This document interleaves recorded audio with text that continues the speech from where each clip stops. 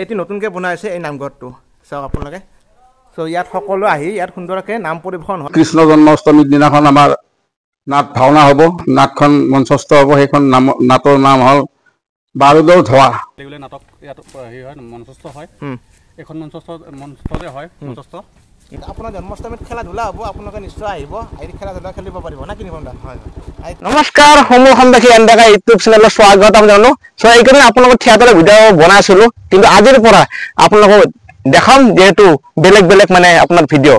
গতিকে এটা কথা হ'ল যে মই জন্মগ্ৰহণ কৰা বেলবাৰীত, বেলবাৰীত আপোনাৰ প্ৰত্যেক আমাৰ হিন্দু ধৰ্মৰ সকলো আমাৰ গুৰুজনাক আমি ধৰক শংকৰদেৱ, মাধৱদেৱ, দামোদৰদেৱ, হৰদেৱ সকলোকে আমি ধুনীয়াকৈ এজনে আনজনৰ মানে ধৰ্মত আমি আহি সকলোৱে মিলা প্ৰীতিৰে চলো।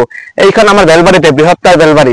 আৰু আজি বেলবাৰীত এনেকুৱা এটা আপোনাৰ মানে অনুষ্ঠানৰ বিষয়ে ক'বলৈ যাই আছো, যিটো অনুষ্ঠান মানে আপোনাৰ কোনোদিনে দেখা নাছিলো, আজি দেখাবলৈ চেষ্টা কৰিছো আৰু দেখাম বাৰু আপোনালোকক। আৰু সেই অনুষ্ঠানটো আপুনি দেখাম শংকৰী কৃষ্টি বিকাশ কেন্দ্ৰ।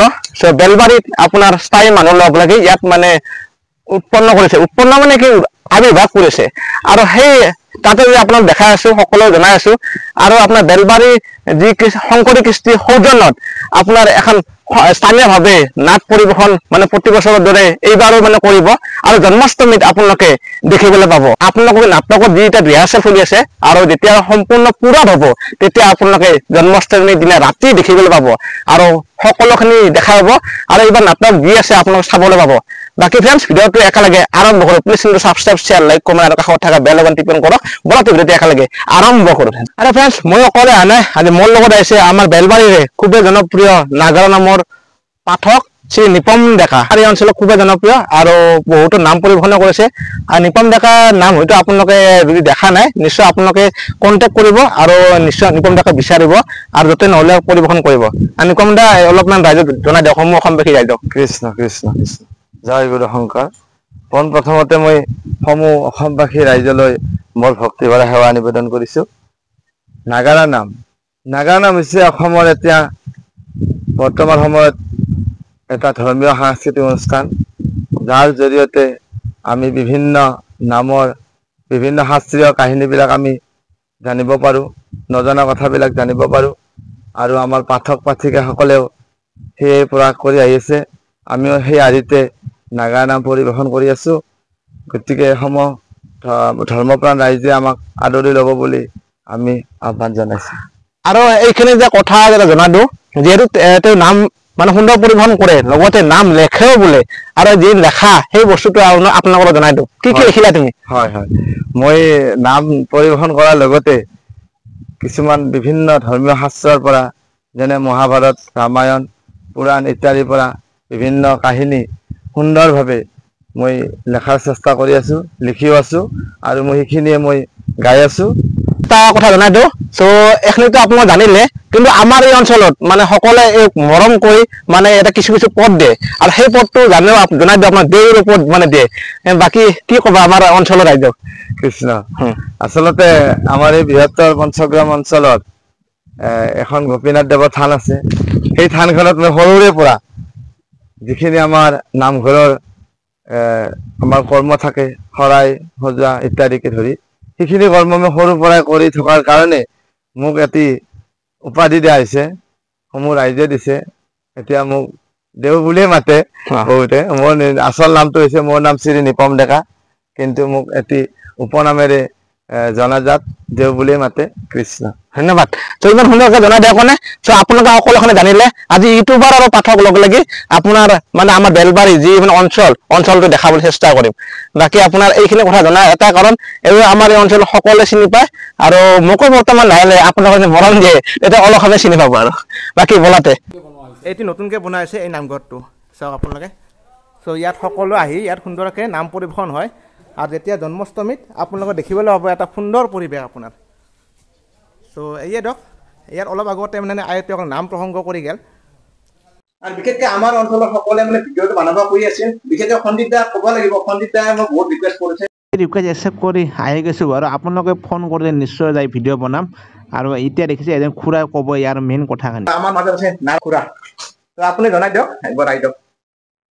বান্ধৱ, আমি প্ৰতি বছৰে শিশু আই মাতৃ কল্যাণ সমিতিৰ উদ্যোগত গুৰুহাৰা প্ৰাথমিকে প্ৰতি বছৰে বৰ্ণাঢ্য কাৰ্যসূচী পালন কৰি আহিছোঁ শিশু সমাৰোহৰ। আৰু এই শিশুৰো আমাৰ প্ৰতি বছৰে দুদিনীয়া কাৰ্যসূচী হয়। এই দুদিনীয়া কাৰ্যসূচীত বিশেষকৈ আমাৰ কৃষ্টিৰ ওপৰত কিছুমান গুৰুত্ব লৈ পেলাই আমি যিবিলাক কৃষ্টি আমি জীয়াই ৰাখিব লাগিব অসমীয়া জাতিটোৱে, সেইবিলাক কৃষ্টিৰ ওপৰত গুৰুত্ব লৈ আমি এই অনুষ্ঠানটো বনাইছোঁ আৰু কৃষ্টিবিলাক আমি প্ৰকাশ কৰাৰ কাৰণে চেষ্টা কৰি আছোঁ।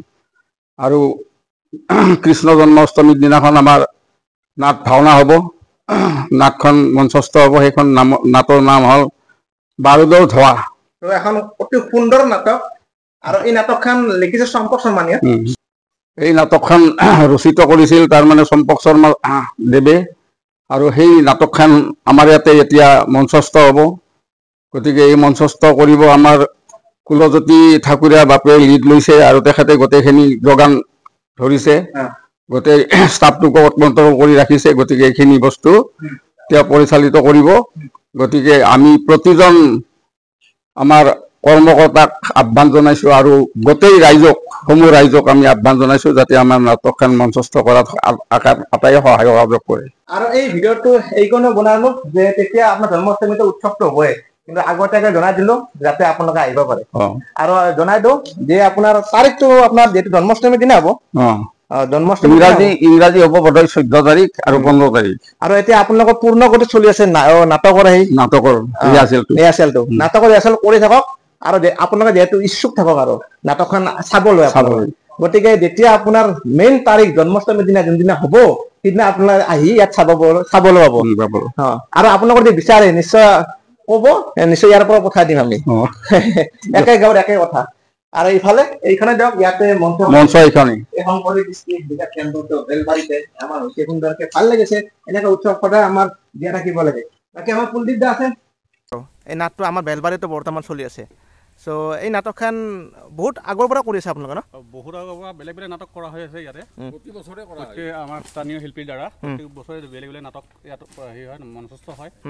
এখন মঞ্চস্থতে হয় মঞ্চস্থ। তো সেনেকৈ কৰি আছোঁ আৰু প্ৰত্যেক বছৰে। চ' ধন্যবাদ জনালোঁ দাদাকক। চ' এইখিনিয়ে দিয়ক, ইয়াত আহি আপোনালোক সকলোখিনি মূল ভাৱ জনালোঁ। আৰু এইফালে নিপম দাৰ মই অলপ ওলাই আহিলোঁ, যিহেতু আপোনাৰ অলপ আগত বেলবাৰী যিখন সত্ৰখনৰ কথা অলপ জনাম বাৰু। এতিয়া ইয়াত আপোনাৰ জন্মাষ্টমীত খেলা ধূলা হ'ব, আপোনালোকে নিশ্চয় আহিব, আহি খেলা ধূলা খেলিব পাৰিব না কি নিপম দা? হয়। আৰু ফ্ৰেণ্ড, যিহেতু আপোনাৰ কৈছিলোঁ যে বেলবাৰী সত্ৰখনত দেখাব লাগে, কিন্তু ইয়াৰ আগতে ভিডিঅ' বনাইছিলোঁ, আপোনালোকে চাব পাৰে। এনেকুৱা ব্লগৰ আছে আপলোড কৰা। আৰু এইফালে নিপম দা আছে। তো নিপম দা আৰু মই এতিয়া বৰ্তমান ৰাউলি পিনে যাই আছোঁ। কথাটো হ'ল আমি সকলোকে দেখালোঁ ন? হয়। সকলো দেখালোঁ আৰু আপোনালোকক জনালোঁ। চ' এয়া দিয়ক, আহিব আপোনালোকে জন্মাষ্টমীত সকলোখিনি দেখিবলৈ পাব আৰু নাটক চাবলৈ পাব। আৰু খুৰাজনে কমতে সকলোখিনি ক'লে আপোনাৰ বাক্যাখিনি। আৰু মই নিমন্ত্ৰণ জনালোঁ, আহিব আমাৰ বেলবাৰীতে। দিয়ক ফ্ৰেণ্ড, ভিডিঅ'টো ইয়াতে সমাপ্ত কৰোঁ। আৰু আজি ভিডিঅ'টো ভাল পাইছে নিশ্চয় লাইক, কমেণ্ট, শ্বেয়াৰ, ছাবস্ক্ৰাইব আৰু কাষত থকা বেল আইকনটো